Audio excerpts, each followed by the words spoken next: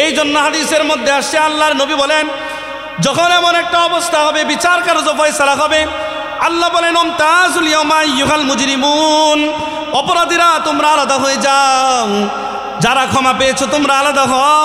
দুইটা গ্রুপ যখন হয়ে যাবে, তখন আল্লাহ পাক রব্বুল আলামিন আল্লাহর নবীকে বলবেন, যখন সন্তুষ্ট থাকবেন, আল্লাহর নবী বলবেন, হে আমার হাবিব, আপনি মাথা উঠান, আপনি সুপারিশ করেন, আপনার সুপারিশ কবুল করা হবে।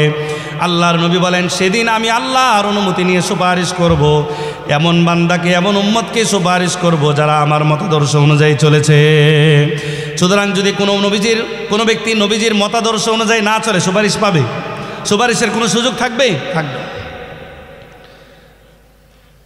আল্লাহর নবী বলেন, কিয়ামতের ময়দানে এত পাওয়ারফুল বান্দা থাকবে যারা দুনিয়াতে পাওয়ার দেখাইছে কিন্তু আল্লাহর অনুমতির বাইরে যেতে পারবে না।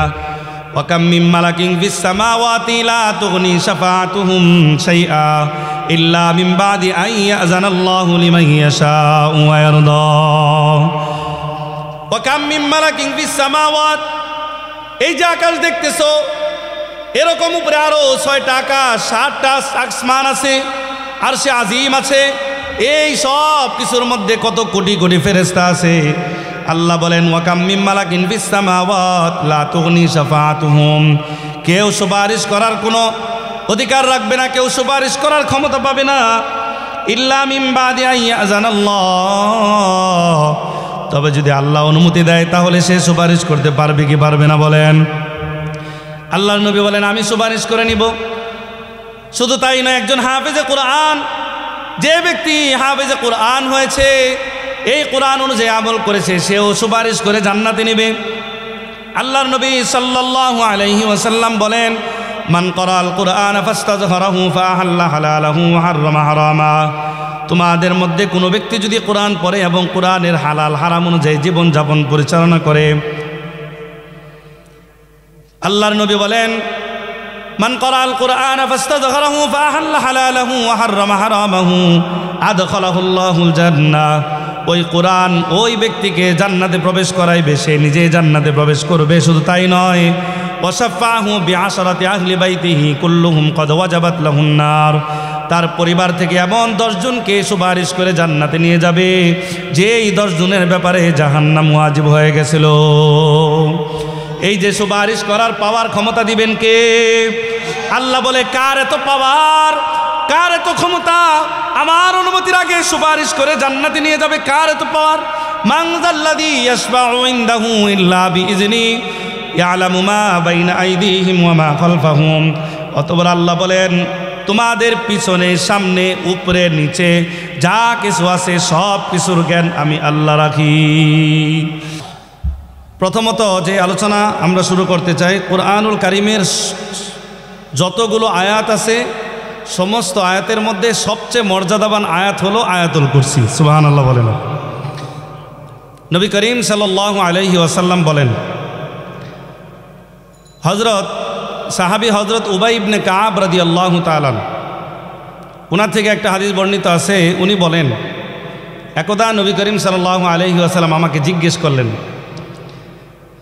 আন উবাই ইবনে কাব রাদিয়াল্লাহু তাআলা আনহু قال قال رسول الله صلى الله عليه وسلم يا أبا المنذر أي آية معك من كتاب الله أعظم।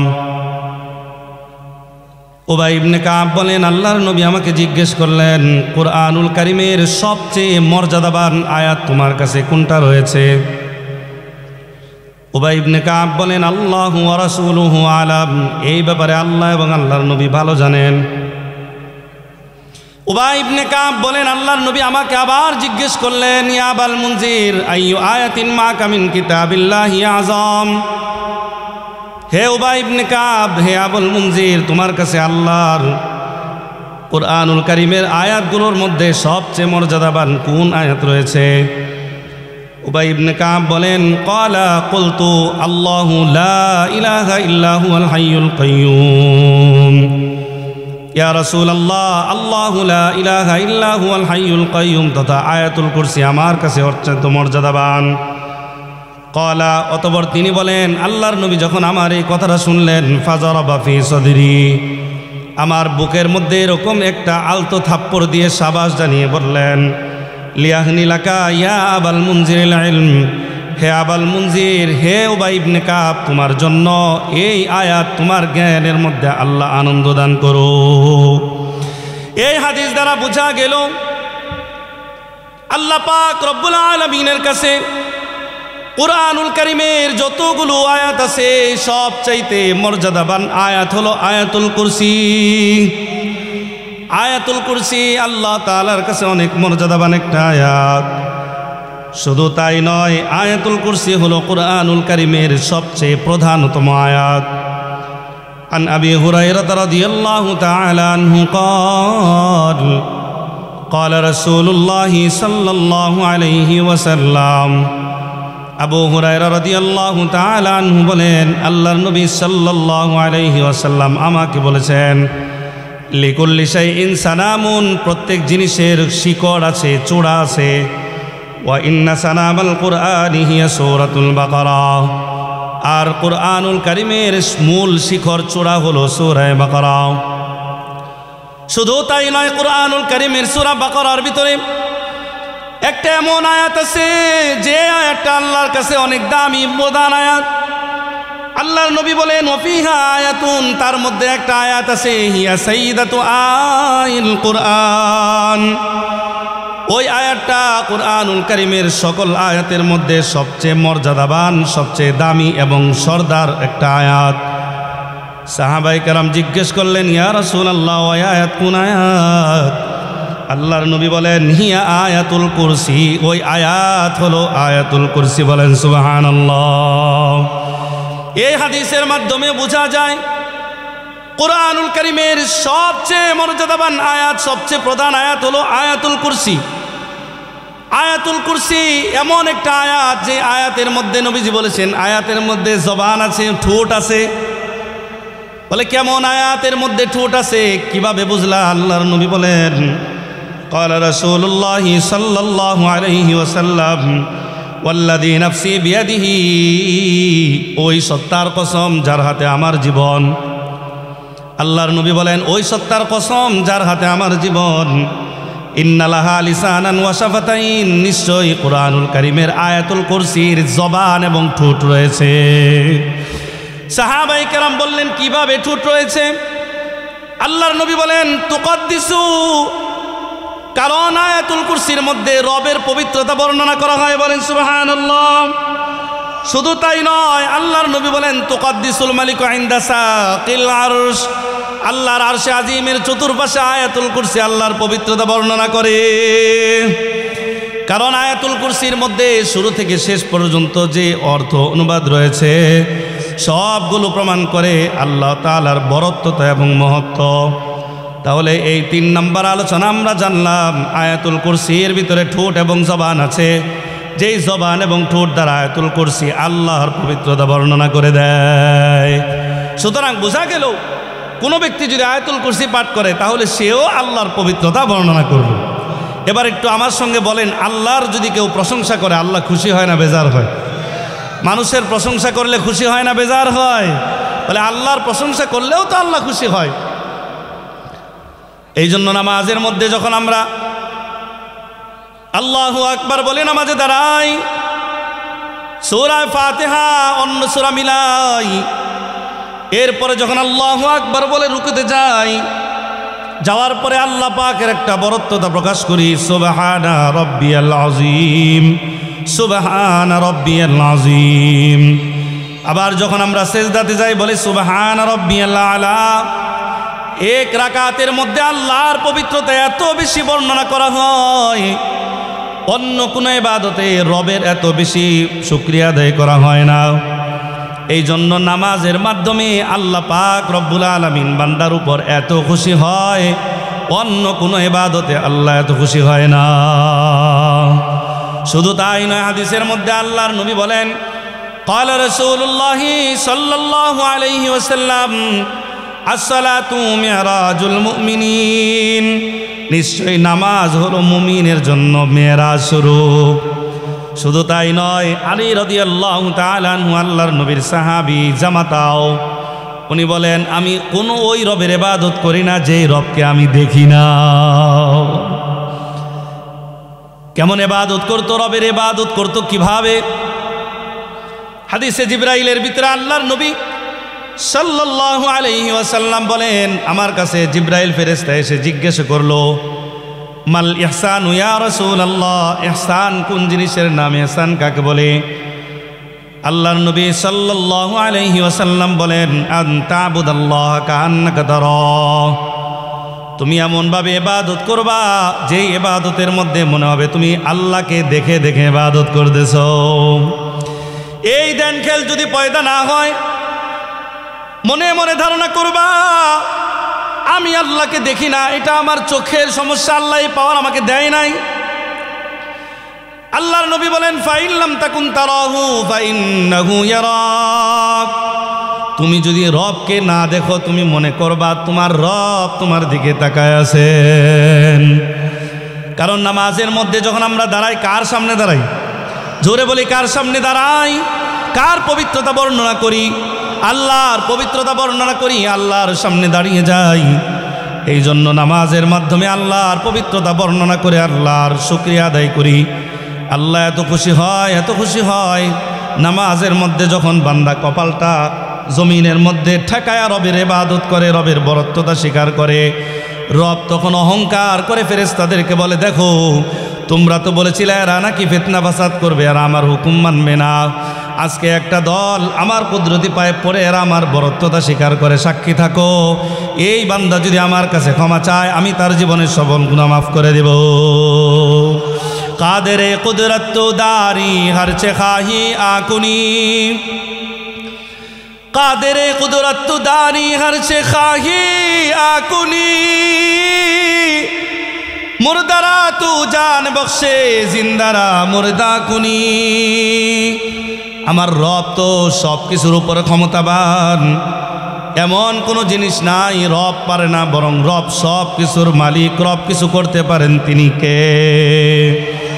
এরপর আয়াতুল কুরসির কথা বলতেছিলাম। 4 নম্বর বিষয় আয়াতুল কুরসির তাফসীর। সংক্ষেপে, একেবারেই সংক্ষেপে আয়াতুল কুরসির একটু তাফসীরে আমরা যাই।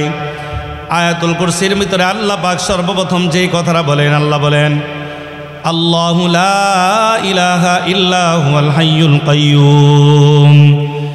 আয়াতুল কুরসির প্রথম অংশ হলো আল্লাহ, তিনি হলেন একজন। লা ইলাহা ইল্লাল্লাহ, রব ব্যতীত আর কোনো ইলাহ নাই। এবার আপনারাও একটু চিৎকার করে বলেন, রব কয়জন? আবারও বলেন, কয়জন? এই কথা যেরকম আপনারা বললেন আল্লাহ শিখিয়ে দিয়েছেন। কুরআনুল কারীমের 112তম সূরার ভিতরে সূরা ইখলাসের মধ্যে আল্লাহ শিখিয়ে দিয়েছেন, উল, হে নবী আপনি বলেন, হুয়াল্লাহু আহাদ, আল্লাহ কয়জন? আল্লাহুস সামাদ, আল্লাহ মুখাপেক্ষী। লাম ইয়ালিদ ওয়া লাম ইউলাদ, আল্লাহ কোনো সন্তান জন্ম দেয় নাই, তিনিও কারো থেকে সন্তান জন্ম হয় নাই। ওয়া লাম ইয়াকুল লাহু কুফুয়ান আহাদ, সারা দুনিয়া পরিচালনার ক্ষেত্রে আল্লাহর কোনো অংশীদার নাই, আল্লাহর কোনো সহযোগিতাকারী নাই। বলে কেন? এই প্রশ্ন যদি করেন আল্লাহ সুন্দর উত্তর দিয়েছেন। আল্লাহ কোরআনে বলেন, লাউ কানা ফীহিমা আলিহাতুন, দুনিয়ার মধ্যে তোমার রব একজন ব্যতীত যদি আরেকজন রব থাকতো, লাউ কানা ফীহিমা আলিহাতুন, তোমার রব ব্যতীত আর কোন রব যদি দুনিয়াতে থাকতো, লাফাসাদাতা, দুনিয়াটা ধ্বংস হয়ে যাইতো। বলেন কিভাবে? আল্লাহ আবার উত্তর দেন, ওমা কানা মাহু মিন ইলাহ, তোমার রব ব্যতীত তোমার রবের সঙ্গে যদি আরেকজন রব থাকতো, যদিও কোনো রব নাই, একজন রব যদি থাকতো, ইজান, আল্লাহ বলেন, লা যাহাবা কুল্লু ইলাহিম বিমা খালাকা ওয়া লা আলা বাদুহুম আলা বাদ, প্রত্যেক রব বলতো আমি আমার সৃষ্টি নিয়ে আলাদা হয়ে যাই। আসমানের মালিক বলতো আমি আমার আসমানের ক্ষমতা, আমি সূর্য দিব, রোদ দিব, বৃষ্টি দিব, আমার ক্ষমতা। সূর্যের রব বলতো আমি বৃষ্টি দিব, আমি রোদ দিব কি রোদ দিব না, আমার ক্ষমতা। জমিনের রব বলতো আমার জমিন থেকে আমি ফসল উৎপন্ন করবো কিনা, এটা আমার ক্ষমতা। এমনিভাবে প্রত্যেকটা জিনিসের রব যখন আলাদা আলাদা হতো, আল্লাহ বলেন, লা যাহাবা কুল্লু ইলাহিন বিমা খালাকা, যেই রব যা সৃষ্টি করেছে সে আলাদা হয়ে যাইতো। এবার বলেন তো, যদি প্রত্যেক রব যার যার জিনিস নিয়ে আলাদা হয়ে যায় আমাদের অবস্থা কি হবে? এই জন্য আল্লাহ বলেন ওমা কানা মাহু মিন ইলাহিন ইযাল্লা যাবা কুল্লু ইলাহিম বিমা খালাকা ওয়া আলা বা'দুহুম আলা বা'দ। তোমার রব ব্যতীত আর যদি রব থাকতো তাহলে প্রত্যেক রব যার যার সৃষ্টি নিয়ে আলাদা হইতো। এই জন্য আল্লাহ স্পষ্ট ঘোষণা দেন লাউ কানা ফীহিমা আলিহাতুন ইল্লাল্লাহু লাফাসাদাতা। তোমার রব একজন দ্বিতীয় আরেকজন যদি থাকতো, দুনিয়াটা একজন আরেকজন আলাদা হয়ে যাইত, তখন তোমরা ধ্বংস হয়ে যাইত। রবের ইবাদত করতে হতো, রবে দুইজনে ঝগড়া লাগতো, একজন হয় পরাজয় বরণ করত, আরেকজন হয় বিজয় লাভ করত। এবার বলেন যে খোদা হবে, হ্যাঁ কি পরাজয় বরণ করতে পারবো? খোদা তো সব দিক দিয়ে পাওয়ারফুল, সে কিভাবে আবার পরাজয় বরণ করে? সে তো সবসময় বিজয়ী। এখন যদি রব দুইজন হইতো, একজন বিজয়ী আরেকজন পরাজয় বরণ করতো, হইতো কিনা? তাহলে রব হওয়ার পরেও বিজয় লাভ করে নাই, বরং পরাজয় বরণ করছে। ওই যে কিছুদিন আগে যখন ইসকনের যেই মহান কি যেন বলে পুরোহিত চিন্ময় ঘোষ যখন গ্রেফতার হলো, তখন মানুষে একটু হাসাহাসি করে বিদ্রুপ করে বলতেছিল কেমন রব সে আবার গ্রেফতার হয়, কেমন রব সে আবার গ্রেফতার হয়। সে নাকি রব আবার গ্রেফতার কিভাবে হয়? রবের পাওয়ার তো এত বেশি, তাকে আবার আরেকজন কিভাবে জেলে ঢুকায়? তাহলে বুঝতে হবে রব একজন, তিনি হলেন আমার আল্লাহ। তিনি ইন্নাল্লাহা আলা কুল্লি শাইইন কাদির, সর্বক্ষমতার অধিকারী তিনি আমার। জোরে বলেন তিনি কে? আল্লাহ বলেন আল্লাহু লা ইলাহা ইল্লা হুয়াল হাইয়ুল কাইয়্যুম। তিনি এমন রব, তিনি চিরঞ্জীব, তিনি চিরস্থায়ী, তিনি কখনো হবেন না, এমন হবে না। তিনি শুরুতেও আছেন, এখনো আছেন, ভবিষ্যতেও থাকবেন, এর মধ্যে কোনো সন্দেহ নাই। এই বিশ্বাস সকলের আছে তো নাকি? আল্লাহ বলেন যদি তুমি ইমানদার হও, ইমানদার হওয়ার পরে আল্লাহ যে একজন আছে এর মধ্যে কোনো সন্দেহ করার কোনো সুযোগ নাই। এই জন্য ইমানের আলামত হলো এক আল্লাহকে যেরকম বিশ্বাস করা, সেরকম আল্লাহর দেওয়া কোরআনকে বিশ্বাস করা, নবীকে বিশ্বাস করা। নবী একজন আল্লাহর পক্ষ থেকে প্রেরিত সত্য নবী, এর মধ্যে কোনো সন্দেহ আছে? কারো কি আছে নাকি? আল্লাহ বলেন যদি থাকে তাহলে তুমি জেনে নাও তুমি পরিপূর্ণ ইমানদার নও। আল্লাহ বলেন ইন্নামাল মুমিনুনা আল্লাযীনা আমানু বিল্লাহি ওয়া রাসূলিহি, নিশ্চয় ওই ইমানদার যারা ঈমান আনয়ন করেছে। কার উপরে? আবার বলেন কার উপরে? এবং শুধু তাই না, আল্লাহ বলেন আমানু বিল্লাহ, আল্লাহর উপর ঈমান আনছে, ওয়া রাসূলি, এবং রাসূলের উপর ঈমান আনছে। সুম্মা লাম ইয়ারতাবু, অতঃপর এই ব্যাপারে এক বিন্দু পরিমাণে সন্দেহ নাই। আল্লাহ বলতেছেন তারাই হলো প্রকৃত ঈমানদার। এই আয়াত দ্বারা বোঝা গেল কোনো ব্যক্তি যদি ঈমানদার দাবি করে, রব একজন, এই ব্যাপারে কোনো সন্দেহ করার কোনো সুযোগ নাই। আল্লাহর রসুল সত্য নবী, এর মধ্যে কোনো সন্দেহের সুযোগ নাই। সুতরাং কেউ যদি মনে করে আল্লাহর রসুলের পরে আবারও রসুল আসবে, এটা কি সত্য না মিথ্যা? আল্লাহ রসুলের উপর নবুয়ত শেষ হয়ে গেছে, এটা যদি কেউ বিশ্বাস না করে, এই বিশ্বাস করার মিথ্যা নাকি সত্য? আল্লাহর নবী সাল্লাল্লাহু আলাইহি ওয়াসাল্লাম বলেন লাউ কানা বাদি নাবিয়্যুন লাকানা উমর, আমার পরে যদি কোনো নবী হইতো তিনি হইতো উমর রাদিয়াল্লাহু তাআলা। শুধু তাই না, আল্লাহর নবী আরেক জায়গায় বলেন আনা খাতামুন নাবিয়্যিন লা নাবিয়্যা বাদি, আমি সর্বশেষ নবী, আমি সর্বশেষ রসুল। আমার পরে আর কোনো নবী আসবে না, কোনো রসুল আসবে না, কোনো ধর্ম আসবে না, কোনো জীবন বিধানও আসবে না। কোরআন সর্বশেষ জীবন বিধান, একমাত্র ধর্ম, এটা হলো ইসলাম। তাহলে বোঝা গেল কোনো ব্যক্তি যদি ইমানদার দাবি করে এবং সে যদি আল্লাহর উপর ইমান আনে, রাসূলকে বিশ্বাস করে, এর মধ্যে কোনো সন্দেহ করার কোনো সুযোগ, তাহলে আল্লাহ যে একজন, এর মধ্যে কোনো সন্দেহ, এটাই আল্লাহ শিখাইলেন। তিনি চিরঞ্জীব, তিনি চিরস্থায়ী, উনি কখনো শেষ হবেন না। এবার আসেন আল হাইয়্যু আল কাইয়্যুম, এই দুইটা নাম হলো ইসমে আজম। ইসমে আজম কাকে বলে? বলে ইসমে আজম হলে এমন নাম যেই নামগুলো নিয়ে যদি কোনো বান্দা আল্লাহর কাছে দোয়া করে, আল্লাহ ওই বান্দার ডাকে সাড়া দেওয়া আল্লাহর উপর ওয়াজিব হয়ে যায়। আন আসমা বিনতে ইয়াজিদ রাদিয়াল্লাহু তাআলা আনহা قالت سمعت رسول الله صلى الله عليه وسلم يقول, আসমা বিনতে ইয়াজিদ রাদিয়াল্লাহু তাআলা আনহুমা উনি বলেন আল্লাহর নবী সাল্লাল্লাহু আলাইহি ওয়াসাল্লাম বলেছেন ফি হাযাইনিল আয়াতাইনি, এই দুইটা আয়াতের মধ্যে ইসমুল আজম, ইসমে আজম রয়েছে। সাহাবায়ে কেরাম জিজ্ঞেস করলেন কোন দুইটা আয়াতের মধ্যে ইসমে আজম রয়েছে? আল্লাহর নবী বলেন সূরাত আলী ইমরান ও সূরাতুল বাকারা। একটা হলো সূরা আলী ইমরানের মধ্যে 1 নম্বর আয়াত আল্লাহ বলেন আলিফ লাম মিম আল্লাহু লা ইলাহা ইল্লা হুয়াল হাইয়ুল কাইয়্যুম। আরেকটা হলো আয়াতুল কুরসির প্রথম অংশ আল্লাহু লা ইলাহা ইল্লা হুয়াল হাইয়ুল কাইয়্যুম। শুধু তাই নয়, আবু উমামা রাদিয়াল্লাহু তাআলা আনহু বলেন আল্লাহর নবী আমাদেরকে বলেছেন আল ইসমুল্লাযী ইযা দুইয়া বিহি আজাবা ফি সালাস।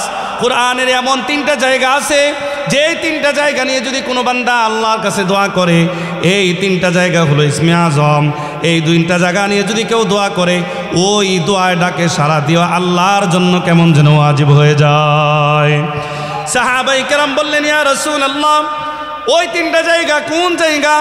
আল্লাহর নবী বলেন 3টা সূরা। একটা হলো সূরা বাকারা অর্থাৎ আল্লাহু লা ইলাহা ইল্লা হুয়াল হাইয়ুল কাইয়্যুম।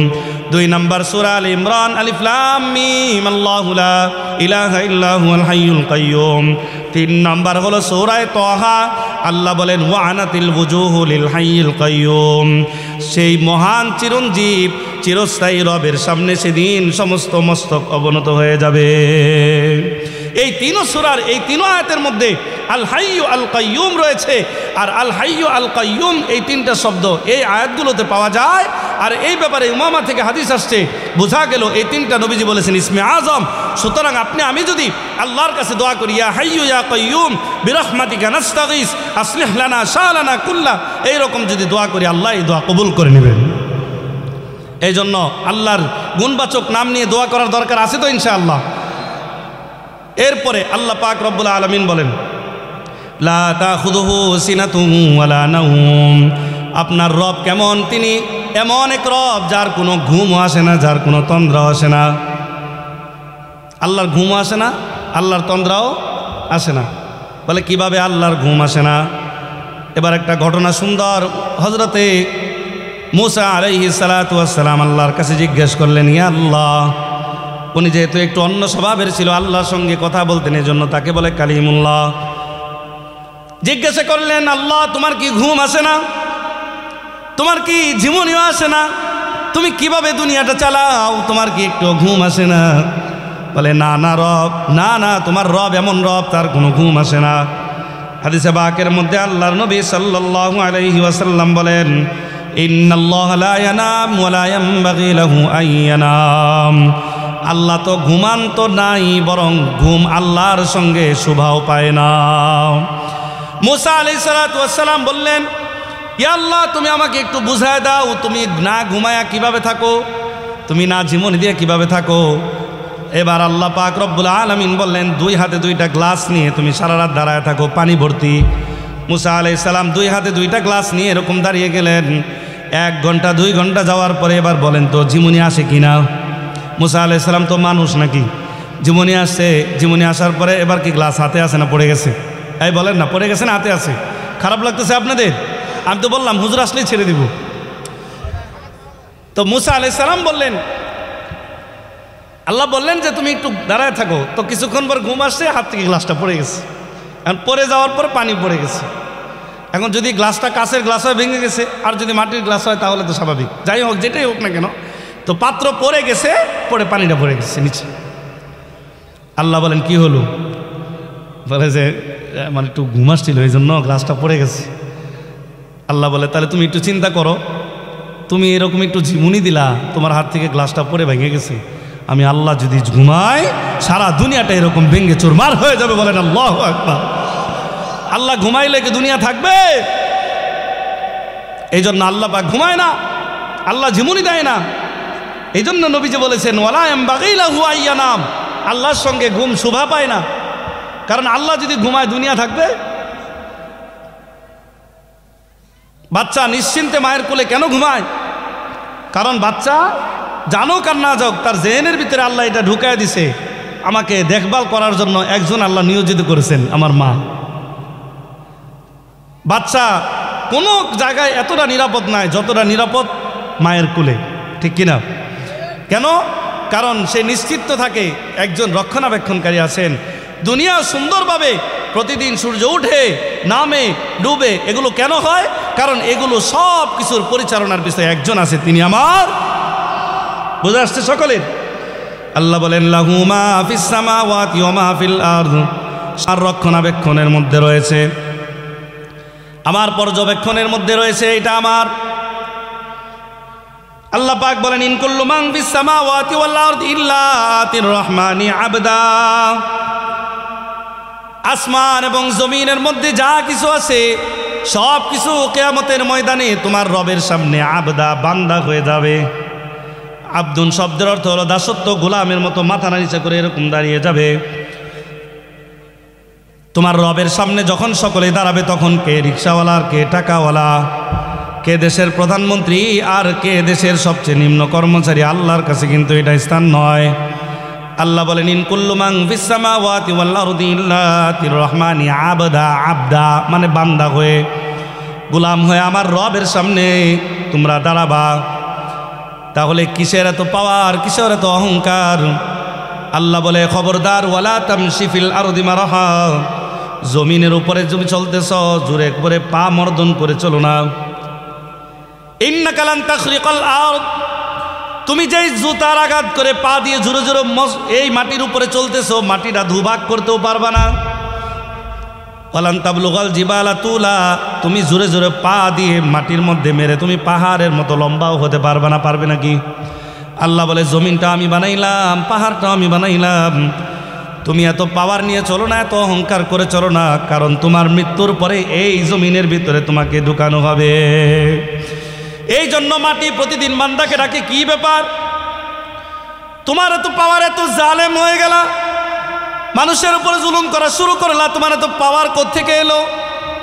আমি তো তোমাকে পাওয়ার দেই নাই, আমি তো তোমাকে সাধারণ বান্দা করে বানাইলাম, তুমি উলামায়ে কেরামের উপর জুলুম করবা, এই ক্ষমতা তোমাকে কোত্থেকে আমি দিলাম? তুমি মানুষদের উপর শোষণ করবা, এই ক্ষমতা তুমি কই পাইলা? তুমি কিন্তু খবরদার, সাবধান হয়ে যাও, সাবধান হয়ে যাও, এমন একটা সময় আসবে আমি এমনভাবে ধরব, এই ধরা বড় বড় ধরা, তুমি কিন্তু জমিনেও স্থান পাইবা না। দোয়াকাতিল আরদু বিমা রাহাবাত, চতুর্দিকে জমিনটা সংকীর্ণ হবে, যেখানেই যাইবা মানুষ তোমাকে থুতু নিক্ষেপ করে তিরস্কার করবে। এই জন্য যারা উলামায়ে কেরামের উপর জুলুম করেছে আজকে তাদের অস্তিত্ব নাই, আজকে তারা দেশ থেকে চলে অন্য জায়গায় চলে গেছে, দুনিয়াতে বাংলাদেশে তাদের স্থান হয় না। পৃথিবীর ইতিহাসে এরকম কোনো নজির নাই যেই নজিরের মধ্যে একটা দেশের সরকার প্রধান সকলকে একসাথে নিয়ে পলায়ন করছে, এরকম নজির কোথাও নাই। কেন জুলুম করলা? তুমি তো দাসত্বতা স্বীকার করা উচিত ছিল, তুমি তো একজন সাধারণ গোলাম ছিলা, তোমার এত পাওয়ার কোত্থেকে আসলো? অহংকার করো, আমি কিন্তু বড় মারাত্মক ধরবো, যখন ধরবো তখন তোমার খবর করেই ছাড়বো। এজন্য আল্লাহ ধরেছেন তো এমন ধরেছেন, নাম নিলেও মানুষ তাকে থুতু নিক্ষেপ করে। আল্লাহু আকবার। এই জন্য উলামায়ে কেরাম আলেমদের সঙ্গে, কোরআনের ধারক বাহকদের সঙ্গে বেয়াদবি করলে, অহংকার করলা, আল্লাহ তোমাকে এমনভাবে ধরছে। আল্লাহ বলেন লাহু মা ফিস সামাওয়াতি ওয়া মা ফিল আরদ, যা কিছু তুমি দেখতেছো তোমার চোখের ভিতরে, চোখের বাইরে, দৃষ্টির আড়ালে, দৃষ্টির ভিতরে, সব কিছু আমার অধীনস্থ। জমিনের উপরে, আসমানের নিচে, আসমানের উপরে, জমিনের নিচে, সবগুলো আমি রবের অধীনস্থ। সুতরাং সকলে আমার বান্দা, আমার সৃষ্ট, আমি সৃষ্টি করেছি, সবগুলো আমার কাছে সমান। এজন্য কোনো মানুষের মধ্যে ভেদাভেদ, কোনো মানুষের মধ্যে কেউ কারো সঙ্গে অহংকার করার কোনো সুযোগ নাই, জুলুম করার কোনো সুযোগ নাই, তিরস্কার করার কোনো সুযোগ নাই, কাউকে ছোট করে দেখার কোনো সুযোগ নাই। সকলে এক, আল্লাহর গোলাম, আল্লাহর গোলাম, আল্লাহর গোলাম, আল্লাহর সামনে গোলাম হয়ে দাঁড়াতে হবে। এই জন্য আল্লাহ বলেন ইন কুল্লু মান ফিস সামাওয়াতি ওয়াল আরদ ইল্লা আতির রহমানি আবদা, সেদিন আল্লাহর সামনে, আসমান এবং জমিনের মধ্যে যা কিছু আছে রবের সামনে গোলাম হয়ে দাঁড়া যাইবে। আল্লাহ পাক বলেন মান যাল্লাযী ইয়াশফাউ ইনদাহু ইল্লা বিইজনি, সেদিন এমন অবস্থা হবে, কার এত ক্ষমতা হবে, আমি রবের সামনে দাঁড়িয়ে সুপারিশ করবে, নিজের জন্য সুপারিশ করার কোনো সুযোগ থাকবে না, অন্য কারো জন্য সুপারিশের কোনো সুযোগ নাই। তবে যদি আমি রব অনুমতি দেই তাহলে সুপারিশ করার সুযোগ আমি দিব। আল্লাহ পাক বলেন মান যাল্লাযী ইয়াশফাউ ইনদাহু ইল্লা বিইজনি, এমন কে আছে যে আল্লাহর সামনে দাঁড়িয়ে সুপারিশ করবে আল্লাহর কাছে, অন্যের জন্য নিজের জন্য সুপারিশ করে জাহান্নাম থেকে জান্নাতে যেতে চাইবে। আল্লাহ বলে তখন সেটাই হবে যেদিন আমি যা চাইব তাই হবে। এই জন্য আল্লাহর নবী বলেন, আল্লাহ যতক্ষণ পর্যন্ত আমি মুহাম্মদকে অনুমতি না দিবে, আমি মুহাম্মদের এতটুকু অধিকার নাই আমি সুপারিশ করে জান্নাতে নিব। এই জন্য হাদিসের মধ্যে আসছে, আল্লাহর নবী বলেন যখন এমন একটা অবস্থা হবে, বিচার কার্য ফয়সালা হবে, আল্লাহ বলেন ওমতাজুল ইয়াওমা আইয়ুহাল মুজরিমুন, অপরাধীরা তোমরা আলাদা হয়ে যাও, যারা ক্ষমা পেয়েছো তোমরা আলাদা হও। দুইটা গ্রুপ যখন হয়ে যাবে তখন আল্লাহ পাক রব্বুল আলামিন আল্লাহর নবীকে বলবেন, যখন সন্তুষ্ট থাকবেন আল্লাহর নবী বলবেন হে আমার হাবিব, আপনি মাথা উঠান, আপনি সুপারিশ করেন, আপনার সুপারিশ কবুল করা হবে। আল্লাহর নবী বলেন সেদিন আমি আল্লাহর অনুমতি নিয়ে সুপারিশ করব, এমন বান্দাকে এমন উম্মতকে সুপারিশ করব যারা আমার মতাদর্শ অনুযায়ী চলেছে। সুতরাং যদি কোনো ব্যক্তি নবীজির মতাদর্শ অনুযায়ী না চলে, সুপারিশ পাবে? সুপারিশের কোনো সুযোগ থাকবে? থাকবে। আল্লাহর নবী বলেন কিয়ামতের ময়দানে এত পাওয়ারফুল বান্দা থাকবে যারা দুনিয়াতে পাওয়ার দেখাইছে কিন্তু আল্লাহর অনুমতির বাইরে যেতে পারবে না। ওয়াকাম মিন মালাকিন ফিস সামাওয়াতি লা তুগনি শাফাআতুহুম শাইআ ইল্লা মিন বাদি আন ইয়াযানাল্লাহু লিমান ইয়াশাউ ওয়া ইয়ারদা। ওয়াকাম মিন মালাকিন ফিস সামাওয়াত, এই যে আকাশ দেখতেছো, এরকম উপরে আরো 6টা আকাশ, 7টা আসমান আছে, আরশে আজিম আছে, এই সব কিছুর মধ্যে কত কোটি কোটি ফেরেশতা আছে। আল্লাহ বলেন ওয়াকাম মিন মালাকিন ফিস সামাওয়াত লা তুগনি শাফাআতুহুম, কেউ সুপারিশ করার কোনো অধিকার রাখবে না, কেউ সুপারিশ করার ক্ষমতা পাবে না, ইল্লা মিন বাদি আন ইয়াযানাল্লাহ, তবে যদি আল্লাহ অনুমতি দেয় তাহলে সে সুপারিশ করতে পারবে কি পারবে না বলেন? আল্লাহর নবী বলেন আমি সুপারিশ করে নিব। শুধু তাই নয়, একজন হাফেজে কোরআন, যে ব্যক্তি হাফেজে কোরআন হয়েছে, এই কোরআন অনুযায়ী আমল করেছে, সেও সুপারিশ করে জান্নাতে নেবে। আল্লাহর নবী সাল্লাল্লাহু আলাইহি ওয়াসাল্লাম বলেন মান ক্বারাআল কুরআন ফাস্তাযহারাহু ফাআহাল্লা হালালাহু ওয়া হাররামা হারামা, তোমাদের মধ্যে কোনো ব্যক্তি যদি কোরআন পড়ে এবং কোরআনের হালাল হারাম অনুযায়ী জীবনযাপন পরিচালনা করে, আল্লাহর নবী বলেন মান ক্বারাআল কুরআন ফাস্তাযহারাহু ফাআহাল্লা হালালাহু ওয়া হাররামা হারামাহু আদখালাহুল্লাহুল জান্নাহ, ওই কোরআন ওই ব্যক্তিকে জান্নাতে প্রবেশ করাইবে, সে নিজে জান্নাতে প্রবেশ করবে। শুধু তাই নয়, ওয়াশাফাহু বিআশরাতি আহলি বাইতিহি কুল্লুহুম ক্বাদ ওয়াজাবাত লাহুন নার, তার পরিবার থেকে এমন 10 জনকে সুপারিশ করে জান্নাতে নিয়ে যাবে যে এই 10 জনের ব্যাপারে জাহান্নাম ওয়াজিব হয়ে গেছিল। এই যে সুপারিশ করার পাওয়ার ক্ষমতা দিবেন কে? আল্লাহ বলে কার এত পাওয়ার, কার এত ক্ষমতা, আমার অনুমতির আগে সুপারিশ করে জান্নাতে নিয়ে যাবে? কার এত পাওয়ার? মান যাল্লাযী ইয়াশফাউ ইনদাহু ইল্লা বিইজনি ইয়ালামু মা বাইনা আইদিহিম ওয়া মা খালফাহুম।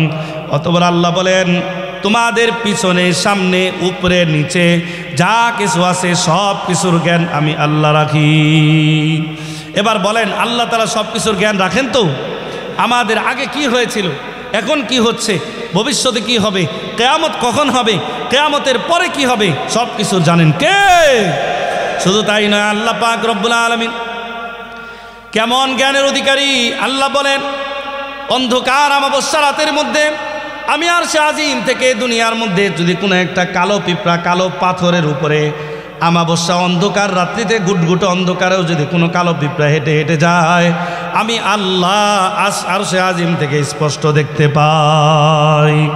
শুধু তাই নয়, তার নড়াচড়াটাও আমি শুনতে পাই, তার চলাফেরাটাও আমি দেখতে পাই। আমি আল্লাহ সব কিছুর জানি, সব জ্ঞান আমার কাছে আছে, কোনো জ্ঞান আমার মধ্যে কোনো কমতি নাই। এবার হজরতে মুসা আলাইহিস সালাতু ওয়াস সালাম উনি আল্লাহর কাছে বললেন, ইয়া আল্লাহ আমি ইলমে দ্বীন শিক্ষা অর্জন করতে চাই, কেমন ইলম? তোমাকে আমি নবুয়তি ইলম দিয়েছি, তুমি কেমন ইলম শিখবা? বলে আমি এমন ইলম শুনতে চাই যে ইলমটা আমাকে শিক্ষা দেওয়া হয় নাই। এবার আল্লাহ বলেন ঠিক আছে, তুমি সফর করো, তুমি 2 সমুদ্রের মাঝখানে তুমি সফর করে যাও, ওখানে আমার এক মনোনীত বান্দা আছে। সূরা কাহফের মধ্যে শেষ অংশে গিয়ে এই সুন্দর ঘটনাটা উল্লেখ করেছে। হযরতে খজির আলাইহিস সালাম মুসা আলাইহিস সালাতু ওয়াস সালাম খজির আলাইহিস সালাতু ওয়াস সালামের কাছে গিয়ে বললেন, আমি আপনার কাছে জ্ঞান শিখতে চাই। আমি আপনার কাছে জ্ঞান অর্জন করতে চাই, আমি এমন জ্ঞান অর্জন করতে চাই যেই জ্ঞান আমাকে আল্লাহ শিক্ষা দেয় নাই। এবার খিজির বললেন, ইন্নাকা লান তাসতাতিআ মাইয়া সাবরা, তুমি যে জ্ঞান অর্জন করতে চাও আমার সঙ্গে থাকলে তুমি ধৈর্য ধরতে পারবে না। বলে কেন? তিনি বলেন, ইন্নি আনা ইলমুন আলা ইলমিল্লাহি তাআলা, আমি এমন জ্ঞান অর্জন করেছি, এমন জ্ঞান জানি যে জ্ঞান আল্লাহ আমাকে শিক্ষা দিয়েছে, সেটা তোমাকে শিক্ষা দেয় নাই। তোমাকে আল্লাহ এমন জ্ঞান শিক্ষা দিয়েছে যেটা আমাকে শিখায় নাই। তাহলে বোঝা গেল আমার জ্ঞান যেটা আমি জানি, যেটা তুমি জানো না, তুমি যেই জ্ঞান জানো এটা আমার জানা নাই। কিন্তু তুমি আমার কাছে আসছো জ্ঞান অর্জন করতে, তোমার রব, আমার রব তোমাকে আমার কাছে আসতে বলেছে। এবারে বলেন, ঠিক আছে, তুমি যদি জানতে চাও তাহলে আমি তোমাকে বলবো, আমার সঙ্গে ধৈর্য ধারণ করতে পারবে না? মুসা আলাইহিস সালাম বলেন, অবশ্যই আমি ধৈর্য ধারণ করব, আপনি আমাকে শিখান। লম্বা ঘটনা ওইদিকে যাচ্ছি না, আমি শুধু উদাহরণস্বরূপ বললাম। এবার মুসা আলাইহিস সালাম, খিজির আলাইহিস সালাতু ওয়াস সালাম একটা নৌকার মধ্যে উঠছে, সমুদ্রের মধ্যে উঠছে। ওঠার পরে চলতেছে সমুদ্র, চলতেছে জাহাজ। যখন মাছ সমুদ্রের মধ্যে গেছে, একটা চড়ুই পাখি আসছে সমুদ্রের নৌকার ওই পারে বসে। বুখারী শরীফে লম্বা করে হাদিসটা আসছে। এই হাদিসের মধ্যে যখন খিজির আলাইহিস সালাম বললেন, একটা চড়ুই পাখি ওই পাশে বসছে, বসার পরে ওই চড়ুই পাখি পানি পান করার জন্য সমুদ্রের মধ্যে এরকম বারবার ঠোঁট ছোঁয়াচ্ছে। এবার একটু বুঝে থাকলে বলেন তো, সমুদ্রের বিশাল পানির মধ্যে চড়ুই পাখি যে ঠুকুর দিছে তার পানির পরিমাণটা কি অনেক না অল্প? কতটুকু বলেন তো? অল্প একটু, 1 ফোঁটা, তাই তো, অথবা আরও কম। এবার খিজির আলাইহিস সালাতু ওয়াস সালাম মুসা আলাইহিস সালামকে বললেন, হে মুসা, ওই যে চড়ুই পাখির দিকে তাকিয়ে দেখো, তোমার এলেম আমার এলেম কেমন? বলে, আল্লাহর এলেমের কাছে তোমার আমার এলেম হলো কানাকরাতি হাযাল উসফুর। ওই যে চড়ুই পাখিটা সমুদ্রের পানির মধ্যে ঠুক করে দিচ্ছে, ওর ঠোঁটের মাগায় যতটুকু পানি লেগে আছে এটা হলো তোমার আমার জ্ঞান, আর বিশাল সমুদ্রের জলরাশি পরিমাণ আল্লাহর জ্ঞান। কাদের কুদরত দারি হর চে খাহিয়া কুনি, সব ক্ষমতার মালিক আল্লাহ, সব জ্ঞানের মালিক আল্লাহ, সব কিছুর মালিক আল্লাহ, সব কিছু জানেন তিনি কে। কখন আমার জন্ম হবে, কখন আমার মৃত্যু হবে, কখন আমি কোন কাজ করব, সব কিছু জাননেওয়ালাকে।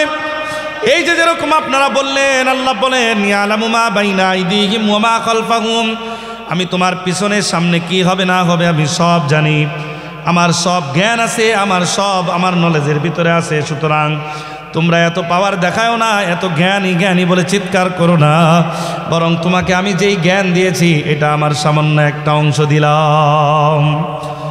আল্লাহ বলেন, তোমার জ্ঞান যেখানে শেষ, আমার রবের জ্ঞান সেখান থেকে শুরু। এই যে ব্রেন আল্লাহ দিলেন, আকল, এটা কে দান করেছেন? এই ব্রেন দ্বারা আমরা যতটুকু জ্ঞান অর্জন করি, বলেন তো এটা কি আল্লাহ পাকের আয়াতের মধ্যে নাকি আয়াতের বাইরে?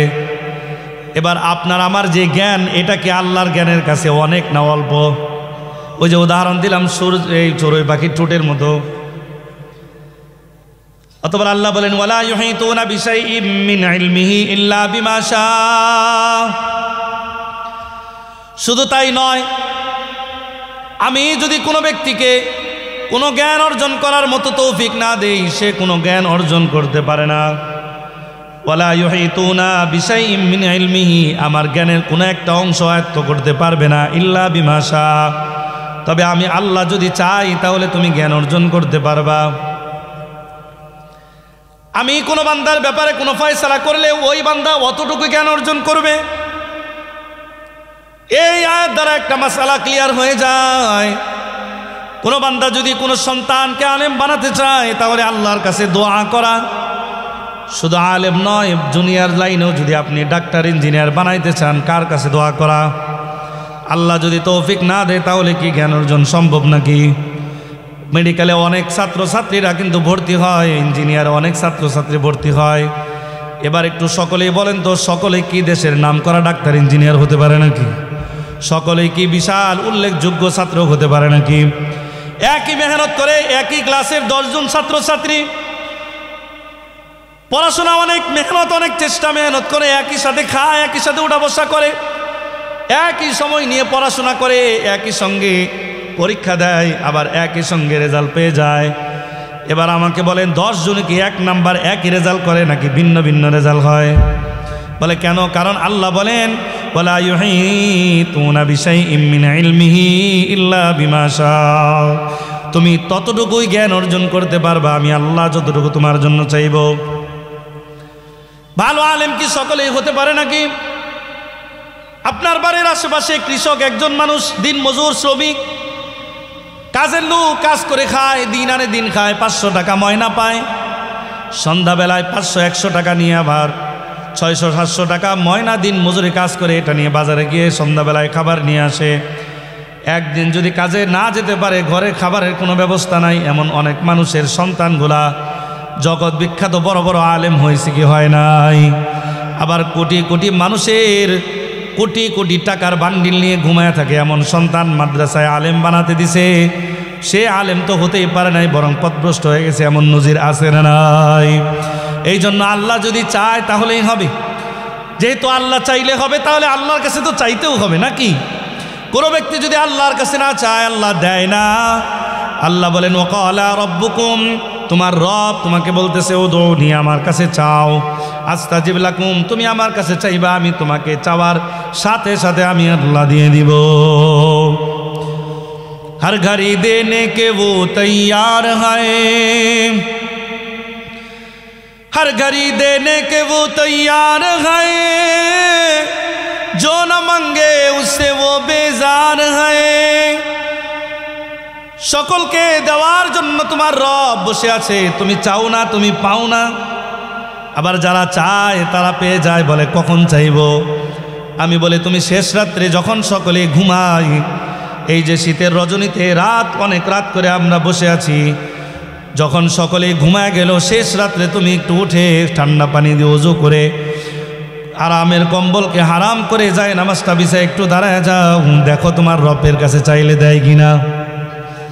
যদি মনের ভিতরে কোনো পেরেশানি থাকে, কোনো কিছু চাওয়ার থাকে, আমি আপনাদেরকে, আমার মুরব্বীরা, আমার উস্তাদগণ যে সবক দিয়েছে আমি আপনাদেরকে দিয়ে যাই মুযাকারা উদ্দেশ্য। যদি আপনার যে কোনো ধরনের পেরেশানি যদি থাকে না কেন, আপনি 3 দিন, কয় দিন বলেন?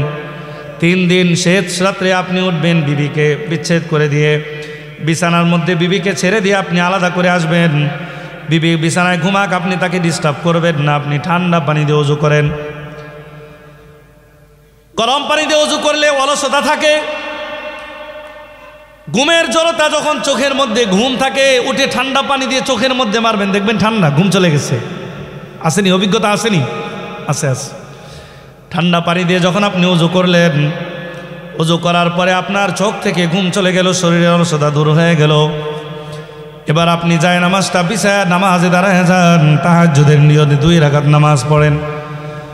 এরপরে আপনি 2 রাকাত নামাজ পড়েন, 4 রাকাত পড়েন, আপনার ইচ্ছা অনুযায়ী পড়েন। তারপর 2টা হাত উত্তোলন করে রবের সামনে একটু দিলটাকে নরম করে দেন। মনে মনে ভাবেন, আজকে রাতে যদি আমি মারা যাইতাম, এখন আমার জন্য কবর খোদা হয়ে যাইতো। কালকে যদি আমি মারা যাইতাম, এখন সময় আমি কবরে থাকতাম। সেই কবর, যেই কবর আমি একাই থাকবো, আমার সঙ্গে কেউ থাকবে না। আমার তো কোনো মালিক নাই, আমার তো কোনো সাহায্যদাতা নাই, আমার তো কোনো আশ্রয়দাতা নাই। এমন এক কবরের মধ্যে আমাকে থাকতে হবে, যেই কবরের মধ্যে আমার কোনো সাথীও থাকবে না, বাতিও থাকবে না। চোখটাকে বন্ধ করে, দিলটা নরম করে, যখন রবের সামনে 2 ফোঁটা চোখের পানি ছেড়ে দিয়ে আপনি একটু কায়মুনা বাক্যে আল্লাহকে বলবেন, আল্লাহ, সারা দুনিয়া ঘুমায়, আমি তোমার সামনে অবনত হয়েছি, 2 হাত উত্তোলন করে তোমার কাছে দোয়া করতেছি। আল্লাহ, তুমি আমার দিকে একটু তাকাও। আমি তোমার কুদরতি পায়ে পড়ে আল্লাহ তোমার কাছে ক্ষমা চাইতেছি। কত নাফরমান বান্দাদেরকে তুমি ক্ষমা করেছো। ইয়া আল্লাহ, তুমি আমাকে একটু ক্ষমার নজরে তাকাও। আমি এত বড় অপরাধী, এমন অপরাধ দুনিয়ার কেউ করে নাই, আমি এত বেশি অপরাধ করেছি। ইয়া আল্লাহ, তোমার তো অনেক প্রিয় বান্দা আছে, কিন্তু আমার তো তুমি ছাড়া আর কোনো রব নাই। তুমি যদি আমাকে ফিরায় দাও, আমি কার কাছে চাইবো? আবার তোমার কাছে আসবো। নাফরমানি করেছি, গুনাহ করেছি, জুলুম করেছি, মনের ভিতরে পেরেশানি, সন্তানটা কথা শুনে না, ব্যবসা বাণিজ্যের মধ্যে বরকত হয় না। এমন পেরেশানি অবস্থায় যখন দুই হাত উত্তোলন করে রবের সামনে সমস্যাগুলো উপস্থাপন করবেন, রবের সামনে যখন কায়মুনা বাক্যে দোয়া করবেন, আল্লাহ পাক রব্বুল আলামিন ফেরেশতাদের সঙ্গে গর্ব করে বলে ওয়াবিল আসহারি হুম ইস্তাগফিরুন। আমার এমন অনেক বান্দা আছে যারা শেষ রাতে উঠে ইস্তাগফিরুন, আমার কাছে ক্ষমা চায়। ফেরেশতারা তোমরা জেনে নাও, এই বান্দা নিজে অপরাধ করেছে আবার আমার কাছে ক্ষমা চাইতেছে। আল্লাযীনা ইযা ফাআলু ফাহিশাতান, যারা অন্যায় করেছে, ওমাইয়া আমাল সুআন, নিজের নফসের উপর জুলুম করেছে, খারাপ অন্যায় করেছে, অপরাধ করেছে, আমার কাছে তখন আমার কাছে ক্ষমা চাইতেছে। সুম্মা আস্তাগফিরিল্লাহ, অনুতপ্ত হয়ে আমার কাছে ক্ষমা চাইতেছে। দেখো আমার কুদরতি কদমে পড়ে গেছে, দেখো দেখো। আল্লাহ ফেরেশতাদের সঙ্গে গর্ব করে বলেন, তোমরা দেখো দেখো, আমি তো ঘোষণা দিয়েছিলাম আলা মিন মুস্তাগফিরিন ফাগফির আলা, শেষ রাত্রে যখন তুমি আমার কাছে ক্ষমা চাইবা, আমি আল্লাহ তোমার জীবনের গুনাহ খাতাগুলো মাফ করে দিব। কায়মুনা বাক্যে যখন আপনি আল্লাহর কাছে দোয়া করবেন, এই দোয়া আল্লাহ তাআলা এমনভাবে ডাকে সাড়া দিবে। একদিন আপনি মেহনত করেন, 2 দিন আবার দোয়া করেন, 3য় দিন আবার দোয়া করেন। বলতেছিলাম সবকটা দিব, আমার মুরব্বীরা বলে 3 দিন তুমি এই ঠিক টাইমে উঠে আল্লাহর কাছে পেরেশানি বলো, 3য় দিন 4র্থ দিন আল্লাহর কসম অবশ্যই জীবনের সমস্ত পেরেশানি আল্লাহ দূর করে দিবেন। কাদেরে কুদরত দারি হরচে খাহি আকুনি, কাদেরে কুদরত দারি হরচে খাহি আকুনি, মুর্দারা তু জান বখশে জিন্দারা মুর্দা কুনি। আল্লাহ সব ক্ষমতার মালিক, সব কিছু পারেন তিনি কে? আপনার আমার গুনাহ ক্ষমা করতে পারেন তিনি কে? আপনার আমার পেরেশানি দূর করে দিবেন তিনি কে? কেউ যেটা জানে না সেটা জানে কে? মনের অবস্থা জানেন তিনি কে? দিলের রোগগুলো দূর করে দিবেন তিনি কে? সব গুনাহ ক্ষমা করে দিবেন তিনি কে? কার কাছে চাইতে হবে বলেন? কার কাছে? আল্লাহর কাছে চাইতে হবে। আল্লাহ বলেন ওয়ালা ইউহিতুনা বিশাইইম মিন ইলমিহি ইল্লা বিমা শা, কোনো জ্ঞান কেউ অর্জন করতে পারবে না আমি যতটুকু চাই। আমি যা কিছু চাই এটা বান্দা আমার চাওয়া অনুযায়ী আমল করবে, এটাই হলো আমার ফয়সালা। অতঃপর আল্লাহ বলেন ওয়ালা ইয়াউদুহু হিফযুহুমা, সারা দুনিয়া রক্ষণাবেক্ষণ করতে আল্লাহর কোনো বিব্রত হতে হয় না। এই যে সারা দুনিয়াটা যে আল্লাহ রক্ষণাবেক্ষণ করতেছে, আল্লাহর কোনো বিব্রত হচ্ছে? নাস্তিক বলতেছে দুনিয়াটা পরিচালনা এমনি কেউ করে না, এমনি এমনি সব চলে। এক নাস্তিক বলতেছে দুনিয়াটা এমনি চলে। ইমামে আজম আবু হানিফা বলে না না, দুনিয়াটা পরিচালনার পিছনে একজন আছে, আছে না নাই? ইমামে আজম বলে একজন আছে, তিনি পরিচালনা করতেছে, দুনিয়াটা তার হুকুমে চলে। নাস্তিক বলতেছে না, এটা প্রাকৃতিক নিয়মে, সূর্য প্রাকৃতিক নিয়মে উঠে আবার ডুবে যায়। এবার ইমামে আজম বলে ঠিক আছে, তুমি তোমার পক্ষে দলিল দিবা, আমি আমার পক্ষে দলিল দেব। দলিলের কথা যখন আসলো তখন একটা বিশাল বড় মুবাহাসার এরকম স্টেজ প্যান্ডেলের আয়োজন করা হলো। আয়োজন অবস্থায় ইমাম আজম আবু হানিফা তিনি যখন উপস্থিত হলেন, নির্ধারিত সময়ের 1 ঘন্টা পরে আসলেন। কতক্ষণ পরে? এবার নাস্তিক হাসাহাসি করতেছে, নাস্তিকের পক্ষের লোক হাসাহাসি করতেছে। নিশ্চয়ই ইমামে আজম মনে হয় ভয় পাইছে, ইমামে আজম মনে হয় ভয় পাইছে, এত দলিল দিতে পারবো না, এমনি ইভেন কইতেছে। তো যখন বললো যে ভয় পাইছে, ইমামে আজম আসছে 1 ঘন্টা পরে। কি ব্যাপার 1 ঘন্টা পরে আসলেন, ভয় পাইছেন নাকি? ইমাম আজম আবু হানিফা বলে যে না, ভয় পাই নাই, আমি আসতেছিলাম, আমার আসা অবস্থায় একটা পরে খাল নদী, এই নদীর সামনে যখন আমি আসলাম, নদীতে কোনো নৌকা ছিল না, কিভাবে পার হব চিন্তা করতেছিলাম। এমন তো অবস্থায় হঠাৎ করে দেখলাম আমার পাশে একটা বিশাল গাছ হঠাৎ করে নিচে থেকে কেটে গেল, গাছটা পানিতে পড়ে গেল। এরপরে দেখলাম গাছটা অটোমেটিকলি ডুম ডুম হয়ে গেল, মানে এত বড় বড়। এরপরে তাকে দেখলাম তক্তা হয়ে গেল, মানে মাঝখান দিয়ে ফেড়ে ফেড়ে তক্তা হয়ে গেল। শুধু তাই নয়, এক তক্তা আরেকটার সঙ্গে মিলে গেল, একটা সুন্দর নৌকা হয়ে গেল। এরপরে নৌকাটা আস্তে আস্তে আমার কাছে আসলো, আমি নৌকাতে উঠলাম। নৌকাটা আমাকে কোনো মাঝি ছাড়াই ওই পার থেকে এই পারে নিয়ে আসলো, আমি এখন আসলাম। এই কথা শোনার পর স্বাভাবিকভাবে তো সকলেই হাসার কথা, নাস্তিকও হাসতেছে।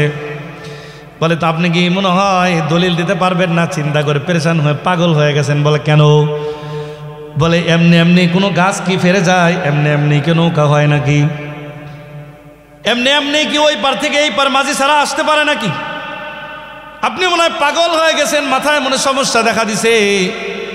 এবার ইমামে আজম বলে সাধারণ একটা নৌকা যদি এমনি এমনি হতে না পারে, এই পুরা দুনিয়াটাই কি এমনি এমনি চলে? কাদের কুদরত দারি হারচে খাহিয়া কুনি। আল্লাহ তো সব ক্ষমতার মালিক, তিনি যা ইচ্ছা তাই করতে পারেন। সূর্য সঠিক সময় উঠতেছে আবার সঠিক সময় ডুবতেছে, এটা কার হুকুমে? প্রতিদিন চন্দ্র রাতের বেলা উঠতেছে, চন্দ্র অন্ধকার রজনীতে আলো দিতেছে, কার হুকুমে? নির্ধারিত সময়ে তারকাগুলো উঠতেছে, এটা কার হুকুমে? সকাল হয়ে যায় সন্ধ্যা হয়ে যায়, এটা বলেন কার হুকুমে? একদিন যদি সূর্য যেদিক দিয়ে ওঠার কথা ওদিকে না উঠে উল্টা দিক থেকে যদি উঠে যায়, তাহলে বুঝবেন কিয়ামত বেশি দূরে নাই, অচিরে কিয়ামত চলে আসছে। আল্লাহ পাক বলেন ওয়াশ-শামসু তাজরি লিমুস্তাকাররিল লাহা যালিকা তাকদীরুল আজিজিল আলিম। সূর্য প্রতিদিন তার নিজের গন্তব্যস্থলে আবার ফিরে আসে, এটা হলো আপনার মহান ক্ষমতাবান রবের নিদর্শন। নিশ্চয়ই সূর্য নির্দিষ্ট সময়ে যেখানে থেকে চলে গেছিল আবার ওখানে ফিরে আসে, 24 ঘন্টায় ঘুরে আপন জায়গায় ফিরে আসে, এটা কার হুকুমে হয়? আল্লাহ বলেন ওয়ালা ইয়াউদুহু হিফযুহুমা, এগুলো সংরক্ষণ করতে আল্লাহর একটু বিব্রত বোধ হতে হয় না, আল্লাহ এগুলো একটু কষ্টও হয় না। আল্লাহ বলে এগুলো তো আমার হুকুমের ব্যাপার, আমি বলবো ইন্নামা আমরুহু ইযা আরাদা শাইআন, কোন বিষয়ের ব্যাপারে আমি বলবো কুন হও ফায়াকুন, সাথে সাথে হয়ে যাবে। এটা কার ক্ষমতা? এটা আমার রবের ক্ষমতা। এবার রব বলতেছে ওয়াহুয়াল আলিয়্যুল আযীম, তিনি সর্বোচ্চ মহান মহিমা, তিনি সবার উপরে সমাসীন, তিনি সর্ব ক্ষমতার মালিক, তিনি সর্বমহিমা, তিনি সব কিছুর ক্ষমতা, তিনি সব কিছু জানেন, সবার উপরে আছে। এই হলো আয়াতুল কুরসির সংক্ষিপ্ত সময় আমি তাফসীর করলাম। আয়াতুল কুরসির মধ্যে এবার আপনারা একটু বুঝে থাকলে বলেন, ওই শুরু থেকে নিয়ে এই পর্যন্ত পুরাটাই আল্লাহর পবিত্রতা বর্ণনা করতেছে তো নাকি? তো বলতেছিলাম আয়াতুল কুরসি শুরু থেকে শেষ পর্যন্ত আল্লাহর পবিত্রতা বর্ণনা করেছে তো নাকি? আল্লাহর ক্ষমতা বর্ণনা করেছে। এই জন্যই বলেছিলাম হাদিসে আল্লাহর নবী বলেন নিশ্চয়ই আয়াতুল কুরসির জবান আছে, আয়াতুল কুরসির ঠোঁট আছে। সাহাবীরা বলে কিভাবে? বলে আয়াতুল কুরসি শুরু থেকে শেষ পর্যন্ত পুরোটা তুমি তেলাওয়াত করবা, দেখবা আমার রবের পবিত্রতা বর্ণনা করতেছে। পবিত্রতা বর্ণনা করছে তো।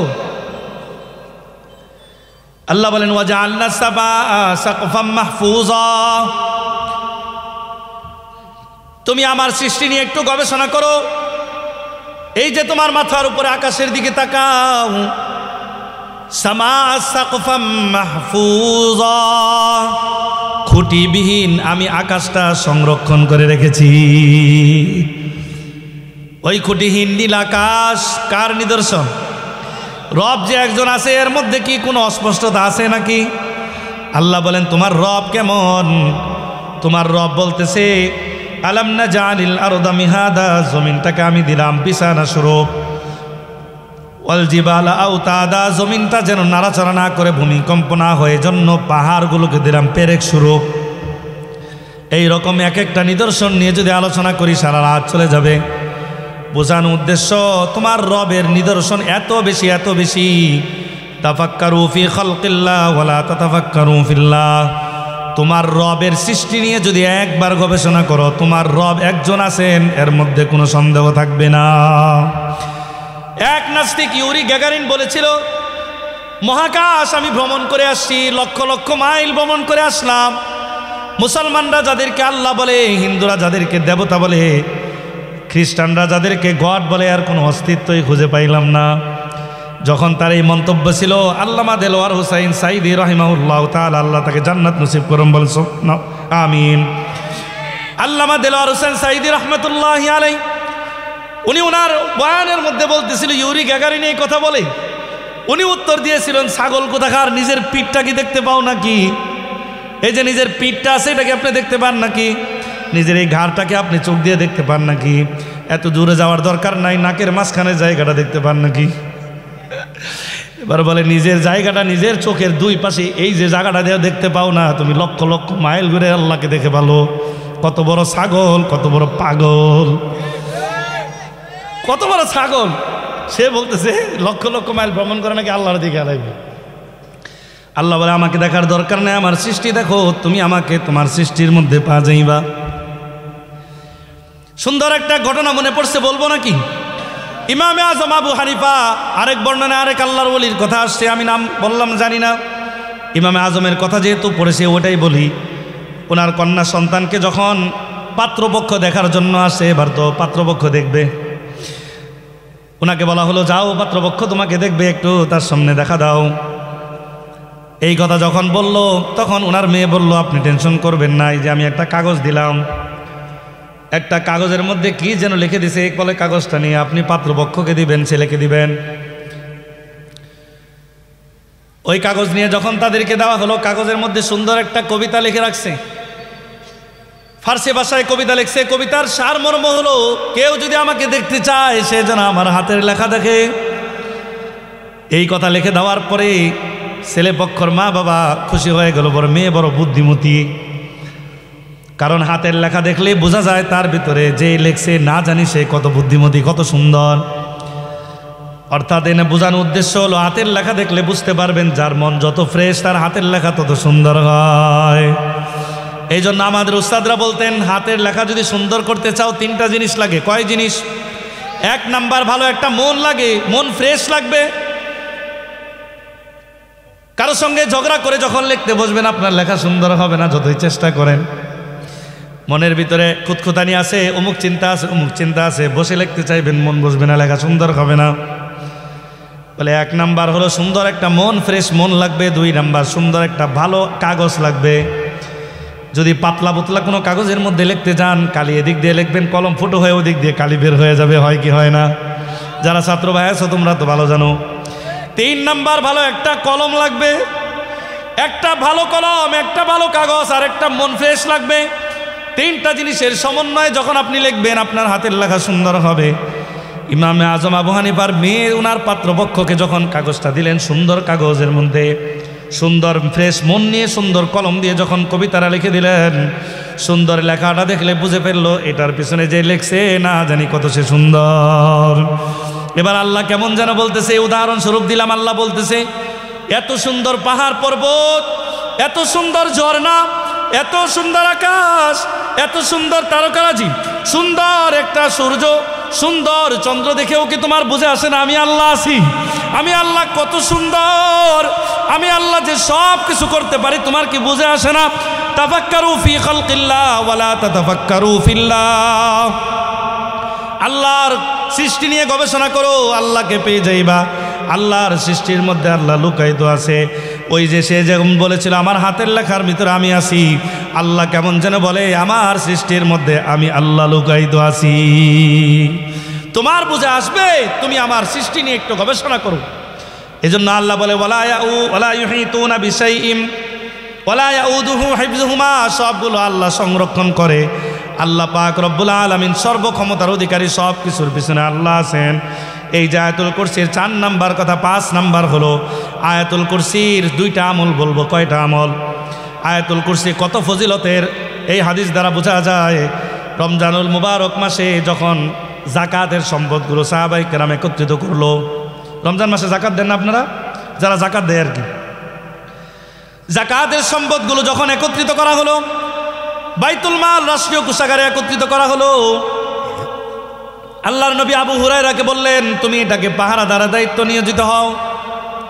আবু হুরায়রা পাহারাদারের দায়িত্বে এমতো অবস্থায় গভীর রজনীতে হঠাৎ করে একটা চোর আসে। চোর আসার পরে এরকম বাইতুল মাল রাষ্ট্রীয় কোষাগার থেকে এরকম সম্পদ 2 হাতে ভরে ভরে নিয়ে যেতেছে। 2 হাতে ধরতেছে না, আরো বেশি বেশি করে নিচ্ছে। আবু হুরায়রা রাদিয়াল্লাহু তাআলা আনহু দেখে বলছে কি ব্যাপার, তুমি চুরি করতেছো কেন? ইন্নালি হাজাতুন ওয়া আলাইয়া ইয়াল। চোর বলে আমার অনেক প্রয়োজন, সারাদিন কাজ পাই নাই, মেহনত করেছি কাজ পাই নাই, আবার আমার পরিবার ভুক্ত হয়ে আছে, আমার পরিবার না খেয়ে আছেন, তাদের জন্য খাবার নেই। আবু হুরায়রা উনি সাহাবী। এবার আপনারা বলেন সাহাবীদের মনে দয়া আসিল কি আসিল না? সাহাবায়ে কেরামের মনে দয়া অনেক বেশি। ওনারা বললেন যে, আবু হুরায়রা বললেন, ঠিক আছে যাও তোমার পরিবারের জন্য নিয়ে যাও, আমি নবীজিকে বলবো। নবী করিম সাল্লাল্লাহু আলাইহি ওয়াসাল্লাম রাতের বেলা ওহির মাধ্যমে এই বিষয়টা জেনে গেলেন। সকালবেলা যখন আবু হুরায়রা নামাজ পড়ার জন্য গেছেন, নামাজের পরে আবু হুরায়রা মসজিদে নববীতে বসে আল্লাহর নবী বলেন, কি ব্যাপার আবু হুরায়রা, তোমার চোরের ঘটনা কি? তোমার চোরের খবর কি? সুবহানাল্লাহ বলে না, তোমার চোরের খবর কি? আবু হুরায়রা বলে, ইয়া রাসূলুল্লাহ, চোরের ব্যাপারে আপনি কিভাবে জানলেন? আল্লাহ বলেন, আমার নবীকে জিজ্ঞেস করো কিভাবে জানলো। তুমি কি জানো না তোমার একজন রব আছে, তিনি সব জানেন। আল্লাহর নবী বললেন, রাতের বেলা তোমার সঙ্গে চোরের ঘটনা আমার আল্লাহ আমাকে জানায়া দিছেন। এবার আবু হুরায়রা বলে, উনি আমার কাছে হাজত পেশ করেছে, ওনার পরিবার না খেয়ে আছে, অভুক্ত, এই জন্য আমার কাছে সাহায্য চাইছে, আমি সাহায্য দিয়ে দিয়েছি। এবার আল্লাহর নবী বলেন, ইন্নাহু কদ কাযাবা ওয়া সায়াউদু, সে তোমাকে মিথ্যা বলেছে, আজকে রাত্রে সে আবার আসবে।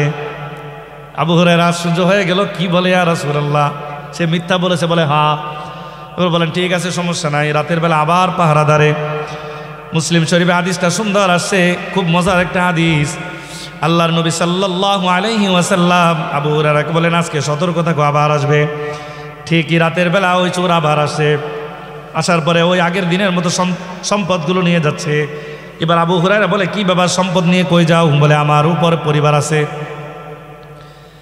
আমার অনেক প্রয়োজন দেখা দিছে, আমি কাজ পাই না, এই জন্য আমি আজকে চুরি করতেছি। আবু হুরায়রা বলে, তুমি গতকালকে ওই কথা বলেছো? বলে, আজকেও আমি কাজ পাই নাই, আমার পরিবার না খেয়ে থাকবে, এটা আমি কিভাবে সহ্য করব, এই জন্য আজকে আমি সম্পদ নিয়ে যাচ্ছি। এবার আবু হুরায়রার মনে দয়া আসলো, অত্যন্ত কাকুতি মিনতি করে বলার পর আবু হুরায়রা ওই ব্যক্তিটাকে আবার ছেড়ে দিল, চলে গেছে। দ্বিতীয় দিন আল্লাহর নবী সকালবেলা যখন নামাজের পর আবু হুরায়রা বসছে, আবার জিজ্ঞেস করছে, মা ফাআলাল আসিরু ইয়া আবা হুরায়রা, হে আবু হুরায়রা, রাতের বেলা তোমার বন্দী চোরের খবর কি? এবার আবু হুরায়রা আবার মুস্কি হাসি বললে, ইয়া রাসূলুল্লাহ, এটাও জানেন নাকি? বলে হ্যাঁ। বলে, আজকে রাত্রেও সে অনেক কাকুতি মিনতি করে আমার কাছে হাজত পেশ করেছে, এই জন্য আমি তাকে দিয়ে দিছি। বলে আল্লাহর নবী বলেন, আন্নাহু কদ কাযাবা ওয়া সায়াউদু, সে আজকেও মিথ্যা বলেছে, সে আজকে রাত্রে আবার আসবে। আবু হুরায়রা বলে, কি ব্যাপার, আজকেও আসবে? বলে হ্যাঁ, আজকেও আসবে, তুমি প্রস্তুত থাকো। এবার ওই দিন আবু হুরায়রা আবার প্রস্তুত হয়ে আছে। এবার বলেন তো, সাহাবায়ে কেরাম এই কথাকে বিশ্বাস করেছিল কিনা যে আল্লাহর নবী বলেছে আসতে পারে, এর মধ্যে কোনো সন্দেহ আছে? সে বলে, নবীজি যেহেতু বলেছে, তার মানে ওই চোর আজকে আসবে, এর মধ্যে কোনো সন্দেহ নাই। রাতের বেলা চোর আসছে, ঠিকই আসছে। আসার পরে যখন চোর সম্পদ নিচ্ছে, এবার ধরে ফেলছে, আজকে তোমার কোনো ছাড় নাই, আজকে তোমার কোনো ছুটি নাই। একই কথা বলতেছে, আমার পরিবার ভুক্ত আছে, আমি নিয়ে যাচ্ছি। বলে, আজকে কোনো ক্ষমা নাই।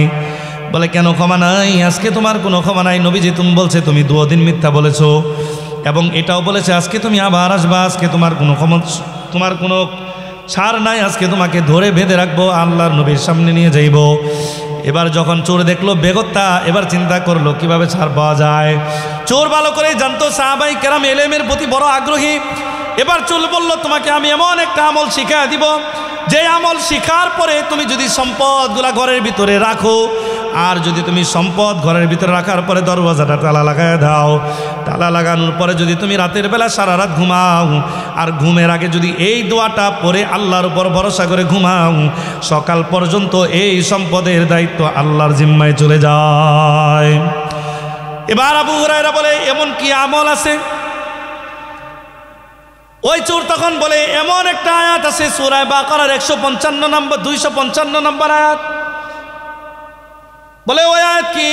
এবার আবু হুরায়রা বলে, ওই আয়াতটা আমাকে শিখিয়ে দাও।